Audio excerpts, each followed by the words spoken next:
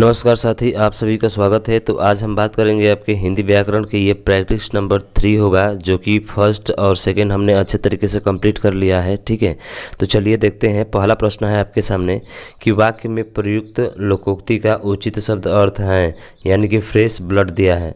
तो वैसे पता है कि अगर फ्रेश का लिया जाए तो बहुत लोग कहेंगे कि ताज़ा। ठीक है, क्या होता है ताज़ा, और ब्लड का मतलब क्या हो गया खून, यानी ताज़ा खून। अगर इसके हिसाब से देखा जाए तो ताज़ा खून होना चाहिए, यानी कि ऑप्शन नंबर ए। लेकिन फिर आप गलत हो जाएंगे। क्या हो जाएंगे? गलत। कभी भी खून जो होता है वो आपका न ताज़ा होता है और न गर्म होता है। ठीक है ना? हाँ, जो खून होता है एकदम नया खून होता है। कौन सा होता है? नया खून होता है। स्वच्छ तो कह सकते हैं, लेकिन फ्रेश का मतलब स्वच्छ नहीं होता है आपका। ठीक है, इसलिए इसको हम लोग नहीं लेकर चलेंगे। तो जो आपका ऑप्शन नंबर सी है वही आपका राइट आंसर होगा। और ऑप्शन नंबर सी का मतलब क्या? नया खून। तो इसका सही जवाब होगा नया खून। ठीक, अगले क्वेश्चन की बात करें, और अगला क्वेश्चन है कि समास बताइए, भरपेट में समास कौन सा है। इसमें बताना है कि भरपेट जो है इसमें समास क्या है। तो भरपेट को ऐसे भी तोड़ेंगे तो भर और उसके बाद से क्या हो जाएगा? पेट हो जाएगा। तो इसमें देखेंगे कि जो पहले आ रहा है भर आ रहा है और उसके बाद से पेट आ रहा है, तो जिसका पूर्व पद क्या होता है? प्रधान होता है। वो कौन सा होता है? तो जिसका पूर्व पद प्रधान होता है वो आपका अव्ययी भाव समास होता है, यानी कि ऑप्शन नंबर आपका ए राइट आंसर हो जाएगा। ठीक है, बात करें अगले ऑप्शन की बी नंबर पे, तो बी नंबर दिया है द्वंद्व समास। तो द्वंद्व समास सबको पता है, जिसमें दोनों पद क्या होते हैं? प्रधान होते हैं। जिसमें दोनों पद क्या होते हैं? प्रधान होते हैं। और और और या उसके बाद से अथवा, और या अथवा का क्या होता है? लोप होता है। उसे हम लोग क्या कहते हैं? द्वंद्व समास कहते हैं। जैसे माता पिता, तो माता और पिता में कौन सा छुपा हुआ है? और छुपा हुआ है, तो माता और क्या हो जाते हैं? पिता। समझ रहे हैं ना? उसी तरह से जो है अगर बात किया जाए आपका, ठीक है, सीताराम, अगर बात किया जाए सीताराम, तो सीताराम में कौन सा समास है? द्वंद्व समास है। इसमें आ रहा है सीता, और का क्या हो गया? यहाँ पे लोप हो गया, और उसके बाद से आ रहे हैं राम। तो सीता और राम ये कौन से समास होते थे? द्वंद्व समास। उसके बाद से तत्पुरुष समास, समाज यहाँ लिखा है, हालांकि समास होना चाहिए। तत्पुरुष समास आप जानते हैं कि तत्पुरुष समास क्या होता है, यानी कि इसमें उत्तर पद प्रधान होता है और कर्म से लेकर अधिकरण तक इसके कुल 6 भेद होते हैं। कर्म से लेकर अधिकरण तक इसके कितने भेद होते हैं? 6 भेद होते हैं। इन चीज़ों को भी आप याद रखेंगे। ठीक है, उसके बाद से जो है बहुब्रीहि समास, आप जानते हैं कि जो बहुब्रीहि समास होता है इसमें दोनों पद प्रधान नहीं होते हैं, बल्कि अन्य अर्थ प्रधान होता है। क्या होता है?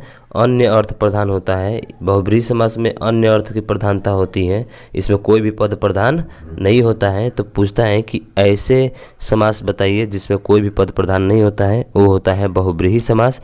जैसे बात करते हैं दशानन। क्या बात करते हैं हम लोग? दशानन। दशानन का मतलब जिसके 10 आनन है, जिसके, अर्थात कौन सा? रावण। यानी कि इसमें जो है किसी भी पद की प्रधानता न होकर किसी तीसरे शब्द के बारे में बताता है, वो आपका कौन सा समास होता है? बहुब्रीहि समास होता है। ठीक, तो आ गया समझ में आपको। चलिए अगले क्वेश्चन को देखते हैं, और अगला क्वेश्चन ये है। क्या है अगला क्वेश्चन? तो देखेंगे, इसमें कह रहा है कि जो एक दिन बैठे बैठे यह बात अपने ध्यान में चढ़ी कि कोई कहानी ऐसी कहिए कि जिसमें हिंदवी छूट और किसी की बोली का पुट न मिले। पंक्ति किस लेखक की है? मलिक मोहम्मद जायसी, मुंशी इरशाद खां, राजा शिव प्रसाद सितारे हिंद, या मुंशी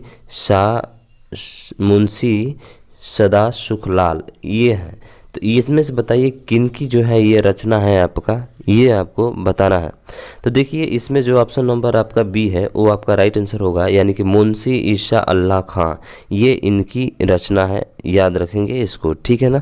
हाँ, इनकी रचना है जो कि अल्लाह खां की कृति है, और रानी केतकी की कहानी से उद्धृत है। यह ध्यान रखना, रानी केतकी की जो कहानी है उनसे क्या है? ये उद्धृत है, यानी उनसे जो है ये लिया गया है। ठीक है, तो याद रखेंगे। और ये मलिक मोहम्मद जायसी की पंक्तियाँ इस तरह हैं। तो देखिए मलिक मोहम्मद जायसी की पंक्तियाँ जो है आपका बता देते हैं कि तुर्की अरबी हिंदवी भाषा जेतो आही जामे मार्ग प्रेम का सबे सराहे ताही। ये जो है मलिक मोहम्मद जायसी की है। ठीक, तो याद रखेंगे इसको अच्छे से। ठीक है, अगला देखिए, अगला है कि निम्न में से क्रिया विशेषण अव्यय चुनिए। यानी कि क्रिया विशेषण क्या चुनना है, क्रिया विशेषण तो होना चाहिए लेकिन क्या होना चाहिए, अव्यय होना चाहिए, ये आपको बताना है। जैसे कुत्ता भौंक रहा है तो यहाँ पे तो क्रिया है लेकिन विशेषण नहीं है, ठीक है, क्रिया की विशेषता नहीं बता रहा है। अधिक मत बोलो, इसमें भी नहीं है। राम खाना खा रहा है, ये तो आपका इसमें भी क्रिया है लेकिन क्रिया की कोई विशेषता नहीं है। इसका मतलब है कि चौथे का जो होगा ऑप्शन नंबर कौन सा होगा, डी, यानी कि राधा रात भर जागती रही। तो ये जो होगा आपका क्रिया विशेषण अव्यय है, यानी कि ऑप्शन नंबर डी आपका राइट आंसर हो जाएगा, ठीक है। वैसे जानते हैं क्रिया 4 प्रकार की होती है, पता है ना आपको। चलिए देखते हैं अगले क्वेश्चन की। और अगला क्वेश्चन ये है कि निम्न में से कौन जीवनी है अतीत के चलचित्र, चिंतामणि, आवारा मसीहा, नीड़ का निर्माण। तो इसमें पूछ रहा है कि कौन जो है जीवनी है, निम्न में से कौन जीवनी है। तो जीवनी के बारे में ये हमसे पूछ रहा है कि कौन सा है जो आपका जीवनी है। तो देखिए जीवनी जो है वो आपका आवारा मसीहा है। कौन है, आवारा मसीहा एक जीवनी है। तो आवारा मसीहा एक जीवनी है, इसका मतलब क्या सर, तो ये किसकी है, तो ये ध्यान रखना विष्णु प्रभाकर द्वारा रचित। किसके द्वारा, तो ये है आपके विष्णु प्रभाकर द्वारा रचित। किसके द्वारा भाई, विष्णु प्रभाकर द्वारा रचित जो है प्रसिद्ध बांग्ला लेखक शरत चंद्र चट्टोपाध्याय की जीवनी है। शरत चंद्र चट्टोपाध्याय की क्या है, ये जीवनी है। जबकि अतीत का चलचित्र महादेवी वर्मा का है। तो ध्यान रखना अतीत के चलचित्र अगर पूछ ले तो आपका कौन सा होगा, महादेवी वर्मा का हो जाएगा, ठीक है। और चिंतामणि आचार्य रामचंद्र शुक्ल द्वारा रचित हिंदी का निबंध ग्रह है, ठीक है।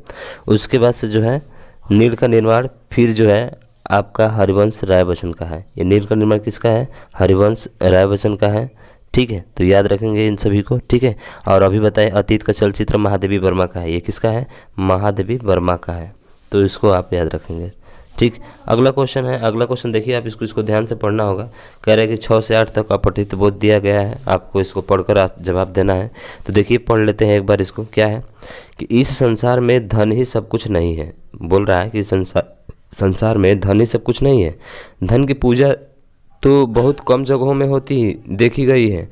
संसार का इतिहास उठाकर देखिए और उदाहरण ढूंढ कर सामने रखिए तो आपको विदित हो जाएगा कि जिनकी हम उपासना करते हैं, जिसके लिए हम आंखें बिछाने तक को तैयार रहते हैं, जिसकी स्मृति तरोताज़ा रखने के लिए हम अनेक तरह के स्मारक चिन्ह बनाकर खड़े करते हैं, उन्होंने रुपया कमाने में अपना समय नहीं बिताया था, ध्यान रखिए, बल्कि उन्हीं ने कुछ ऐसे काम किए थे जिनकी महत्ता हम रुपये से अधिक मूल्यवान समझते हैं।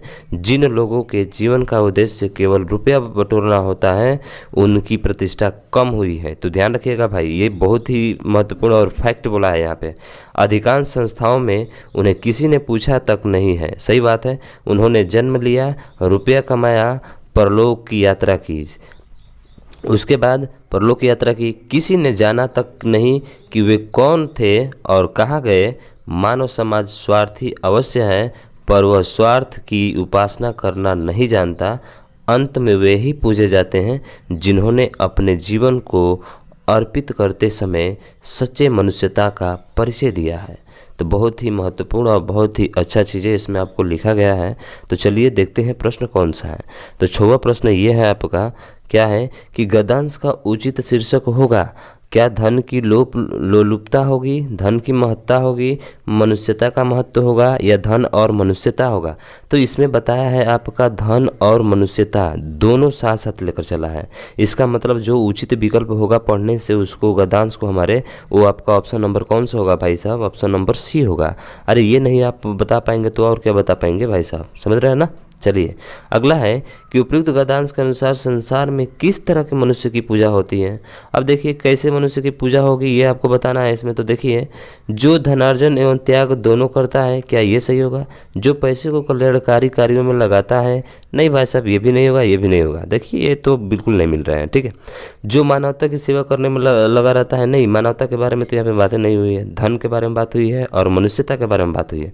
तो देखिए अगला विकल्प देखिए, तो इसका मतलब यही सही होगा कि जो सच्चे मनुष्यत्व के लिए कार्य करते हैं, बिल्कुल जो सच्चे मनुष्य के लिए कार्य करते हैं वही आपका जो होता है, आपका संसार में किस तरह के मनुष्य की पूजा होती है, तो इसी तरह के मनुष्य की पूजा होती है, ठीक है। अगला देखिए, अगला है कि धन की पूजा से क्या अभिप्राय है। क्या धन से ज़्यादा मानवता प्रबल है, नहीं भाई साहब, ठीक, ये जो है आपका गलत है, समझ रहे हो ना। उसके बाद से धन कमाने वाला अधिक नाम नहीं कर पाता है, सही बात है, कुछ हद तक तो सही है, क्योंकि वो बताया था उसमें। धन की पूजा व्यक्ति को स्वार्थी बनाता है, धन की पूजा व्यक्ति को क्या बनाता है, स्वार्थी बनाता है। नहीं, उस धन से हमें, धन की पूजा से कोई व्यक्ति जो है व्यक्ति को स्वार्थी बनाती है, कोई ज़रूरी नहीं है ये, ठीक है। उसके बाद से धन कमाने की अपेक्षा सच्चा मनुष्य होना ज़्यादा अच्छा है, सही बात है। अगर धन कमाने की अपेक्षा अगर आप सच्चा एक मनुष्य हैं, एक ईमानदार पुरुष हैं, तो आपका मान जान सबसे ज़्यादा होगा। तो सबसे अच्छा यही होगा कि धन कमाने की अपेक्षा सच्चा मनुष्य होना ज़्यादा क्या होगा, बेटर होगा। यानी कि ऑप्शन नंबर आपका कौन सा होगा, ऑप्शन नंबर आपका डी राइट आंसर हो जाएगा, ठीक है। चलिए अगला शब्द देखिए।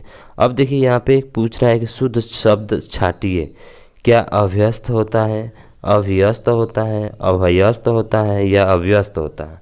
तो देखिए इसमें जो है हम जानते हैं बहुत लोग आएंगे ऑप्शन नंबर ए पे, लेकिन ऑप्शन नंबर ए आपका गलत होता है।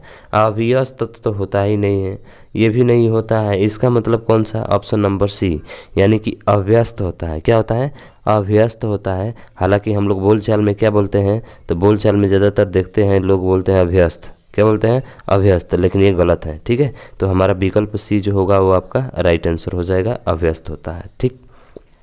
अगला देखिए, अगला कि कौन सा शब्द तुर्की भाषा का नहीं है। अब ये पता होना चाहिए कि तुर्की भाषा का शब्द कौन सा है, तुर्की का पूरा पता होगा तब आप बता सकते हैं कि तुर्की भाषा का शब्द कौन सा है, कौन सा नहीं है। तो देखिए यहाँ पे जो होगा ये आपका ऑप्शन नंबर ए, पैगंबर, भाई पैगंबर साहब, ये जो होता है आपका तुर्की भाषा नहीं है, यानी कि ऑप्शन नंबर ए जो होगा आपका राइट आंसर होगा। तो सर तुर्की भाषा नहीं है तो पैगंबर भाषा है कौन सा, तो ध्यान रखिए ये अरबी भाषा है, क्या है, अरबी भाषा है। बाकी चेचक, बेगम और बारूद ये सभी जो है आपके तुर्की भाषा है, ठीक है। लेकिन पैगंबर जो है आपका कौन सा है, अरबी भाषा है। आप इन चीज़ों को ध्यान रखिएगा, ठीक है। पैगंबर का अर्थ आप जानते हैं क्या होता है, पैगाम देने वाला। पैगंबर का अर्थ क्या होता है, पैगाम देने वाला, ठीक है। अगला देखिए, अगला पूछ रहा है कि जल प्राण पुत्र किस शब्द का निखारती है।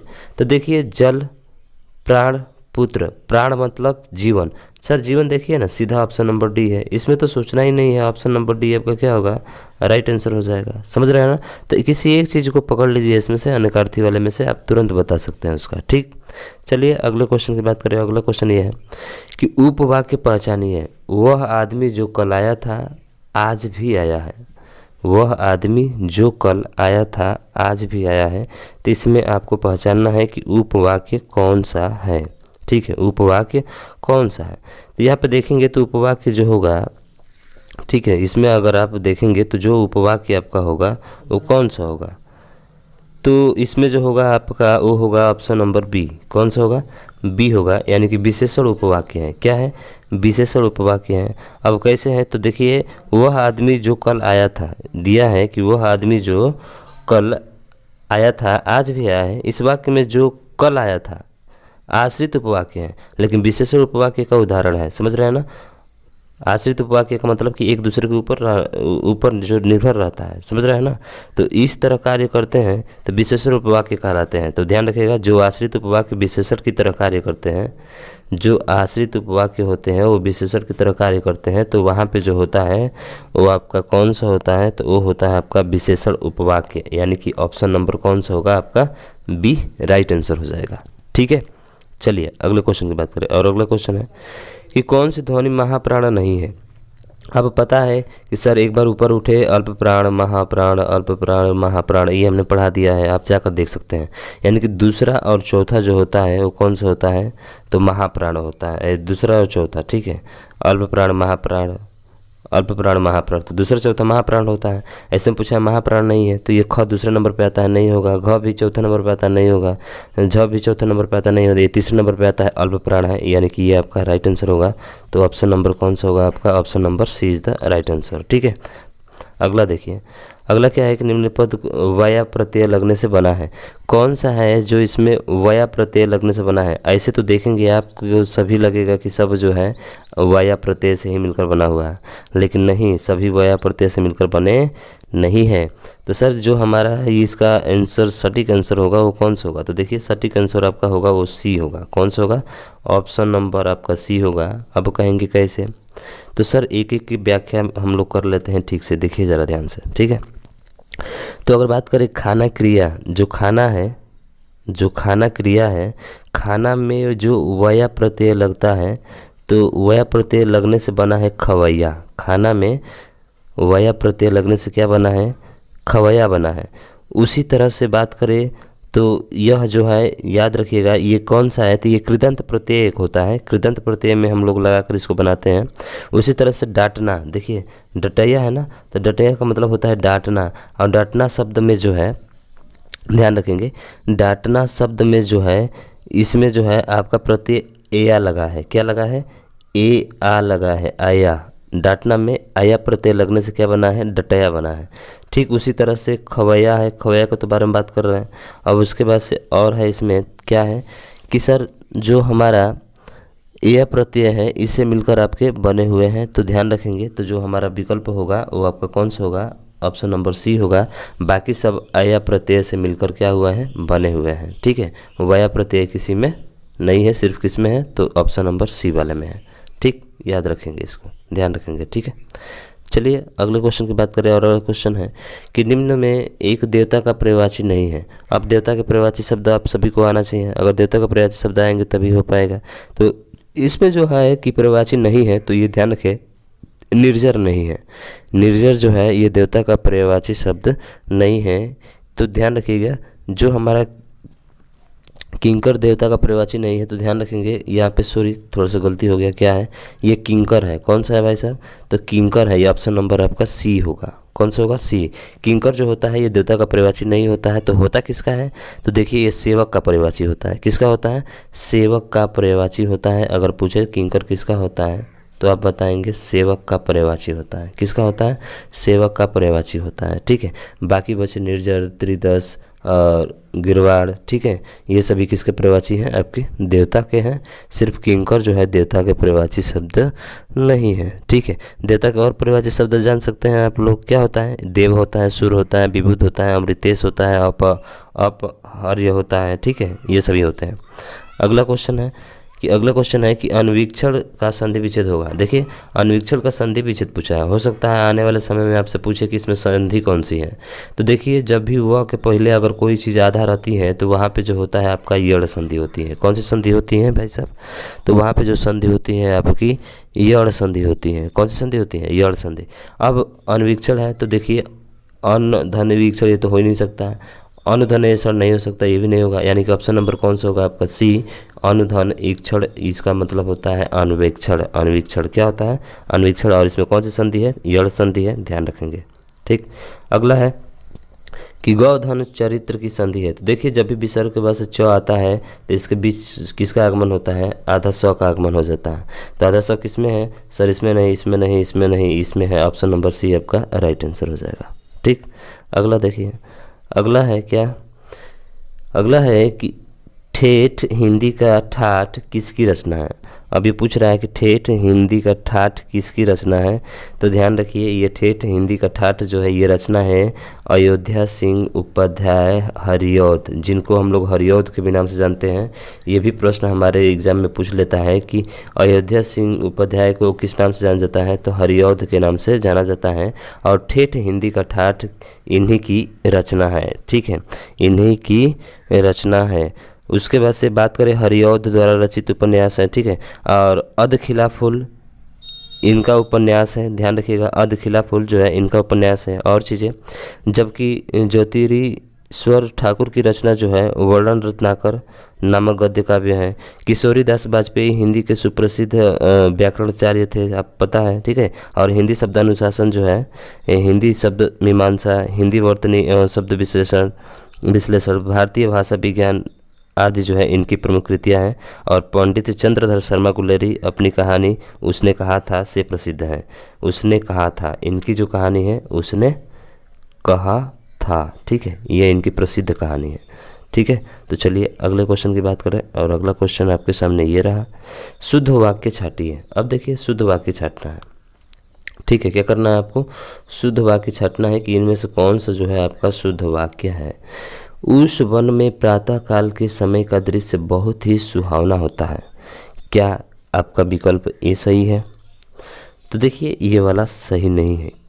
अब क्यों सही नहीं है, तो ये देखिए प्रातः काल क्या बोला यहाँ पे, तो यहाँ पे जो बोला है प्रातः काल बोला है के समय, तो प्रातः काल तो खुद समय बता रहा है, तो यहाँ पे समय कैसे आ सकता है, नहीं आ सकता है। उसी तरह से सुबह बता रहा है तो सुबह के साथ फिर समय आ गया, तो ये भी नहीं हो सकता है। फिर देखिए वन में प्रातः काल दृश्य बहुत ही सुहावना होता है। देखिए इसमें कहीं प्रातः काल के बाद से समय नहीं आया है, इसका मतलब है कि ऑप्शन नंबर आपका सी राइट होगा। फिर देखिए उस वन में सवेरे समय, अब देखिए सवेरे भी दिया और समय भी दिया, इसका मतलब ये तीनों विकल्प गलत है। विकल्प जो आपका सी है ये आपका शुद्ध विकल्प है। ठीक है, तो ऐसे आपको पता कर लेना है अच्छे से। अगला है क्या कि किस शब्द में उपसर्ग नहीं है। कौन सा शब्द है जिसमें उपसर्ग नहीं है?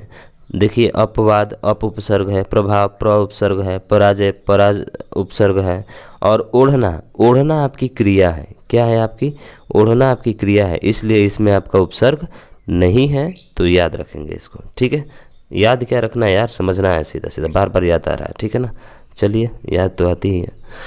ये देखिए निम्नलिखित स्त्रीलिंग शब्द है किन्नर, अंतरी, अहिंसा, अपरिग्रह। पूछा है कि स्त्रीलिंग शब्द क्या है, आपसे पूछा हुआ है कि भाई साहब स्त्रीलिंग शब्द क्या है इसमें। तो देखिए जो स्त्रीलिंग शब्द है वो है अहिंसा। अहिंसा नहीं करनी चाहिए, वाक्य बनाइए भाई साहब, क्या बनाइए, वाक्य बनाइए। तो अहिंसा नहीं करनी चाहिए भाई साहब, अहिंसा नहीं करनी चाहिए, अहिंसा नहीं करनी चाहिए या हिंसा नहीं करना चाहिए। ठीक है, हिंसा नहीं करना चाहिए, पाप नहीं करना चाहिए, अहिंसा करना चाहिए। ठीक है, तो यहाँ पे जो है आपका ऑप्शन नंबर बी क्या होगा, स्त्रीलिंग शब्द होगा। बाकी जो है शेष सभी पुल्लिंग शब्द है। क्या है? पुल्लिंग शब्द है, किन्नर भी, अंतरी भी और परिग्रह भी, ये जो है आपके पुल्लिंग शब्द है। इन चीज़ों को ध्यान रखेंगे। ठीक है, हाँ, सत्य, अहिंसा, अहिंसा के मार्ग पर चलना चाहिए, यानी हिंसा नहीं करनी चाहिए, तो करनी चाहिए नहीं आ रहा है, इसका मतलब कि ये स्त्रीलिंग शब्द होगा। ठीक है, बाकी सभी बच्चे पुल्लिंग है, ध्यान रखेंगे। रत्नावली दोहा संग्रह किसके द्वारा रचा? अरे भाई रत्नावली, अगर कोई बंदा अगर ये नहीं जानता है रत्नावली किसके द्वारा है, तो फिर क्या पढ़ने से कोई फायदा है। रत्नावली दोहा संग्रह किसकी रत्नावली है, तो ध्यान रखिएगा ये जो है रत्नावली की है। किसकी है भाई साहब? रत्नावली। किसके द्वारा रचा गया? तो रत्नावली के द्वारा रचा गया, यानी कि ऑप्शन नंबर आपका ए सही होगा। ठीक है, हाँ, तो ध्यान रखेंगे। उसके बाद से बात करें 23वें प्रश्न की, और 23वां प्रश्न ये है कि लिंग बताइए। मन गढ़ंत, मन को गढ़ने वाला, तो मन को गढ़ने वाला यहाँ से आप लिंग इसका निर्धारण नहीं कर सकते। इसका मतलब कि पुल्लिंग, स्त्रीलिंग, नपुंसकलिंग सर कोई नहीं होगा। सीधा कौन सा होगा? इसका मतलब है कि आपका जो सीधा आंसर होगा वो आपका उभयलिंग होगा। क्या होगा भाई साहब? उभयलिंग होगा, यानी कि ऑप्शन नंबर सी आपका राइट आंसर होगा। ठीक है, अगला देखिए, अगला है कि वाक्यांश का एक शब्द बनाइए जिसके हृदय में ममता नहीं है। अरे भाई जिसके हृदय में अगर ममता नहीं है वो निर्मम होता है, यानी कि ऑप्शन नंबर आपका ए सही होगा। क्या होगा? निर्मम होगा। उसके बाद से और इनकी व्याख्या के बारे में बात करें तो सर यहाँ पे देखेंगे कि जिसके हृदय में दया न हो, जिसके हृदय में दया न हो वो निर्दय होता है। क्या होता है? निर्दय होता है। ठीक है, और जो डरे नहीं वो क्या होता है? निर्भय होता है। तो जो डरे ही नहीं उसके लिए क्या होगा? निर्भय शब्द होगा। समझ रहे हैं ना? तो याद रखें, ऐसे इसको जो है आप पहचान सकते हैं। ठीक, अगला क्वेश्चन है और यह अंतिम प्रश्न आपका है, किस वाक्य में विराम चिन्ह का उचित प्रयोग नहीं हुआ है? अब मैंने मनुष्य में मानवता देखना चाहती हूँ, उसे देवता बनाने की मेरी इच्छा नहीं। वह दूर से बहुत दूर से आ रहा है, वह दूर से बहुत दूर से आ रहा है। ठीक है, नहीं है पूछा है इसमें। सुनो सुनो वह गा रही है, सही है। प्रिय महाशय मैं आपका आभारी हूँ। देखिए प्रिय महाशय, अब जब किसी को बोला जाता है प्रिय महाशय तो वहाँ पे ये चिन्ह नहीं आता है, कॉमा नहीं आता है, ये आता है एक्सक्लेमेशन मार्क। समझ रहे हैं ना? ये वाला चिन्ह होना चाहिए। तो आपका जो जवाब होगा ऑप्शन नंबर डी होगा और यही राइट होगा। ठीक है, उचित प्रयोग नहीं है तो यहाँ पे आपका प्रयोग सही नहीं है, तो ध्यान रखिएगा। प्रिय महाशय में मैं आपका आभारी हूँ, प्रिय महाशय के बाद जो है आपका एक्सक्लेमेशन मार्क आएगा, आश्चर्यजनक यानी कि संबोधन वाला चिन्ह आएगा, ठीक है, का प्रयोग होना चाहिए, तब जाके सही होगा ये वाला चिन्ह, ठीक है।